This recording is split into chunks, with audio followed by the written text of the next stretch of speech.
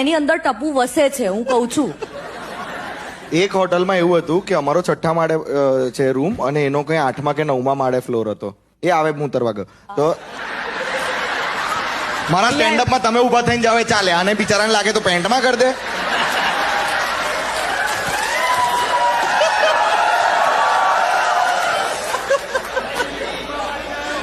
જોયું, ડોલમાં કરી એને બસ પાછળ મૂકેલી જ છે અમે ઇમરજન્સી માટે. બેક સ્ટેજ એક ડોલ છે, એમાં અમે કરીએ છીએ.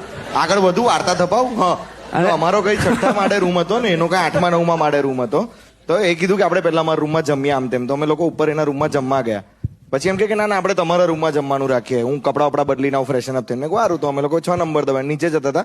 એને બીજા 8 9 જેટલા બી વચ્ચે ના આવે ને એ બી દબાયા. આવી બધી નાની નાની સળીઓ આખા દિવસમાં જયારે થાય ને ત્યારે તમને આમ મારવાની જ ઈચ્છા થાય. અને ભાઈ એક દિવસ દીપ તો એટલો બગડ્યો હતો કારણ કે ભવ્ય એવું કર્યું નથી બગડ્યો.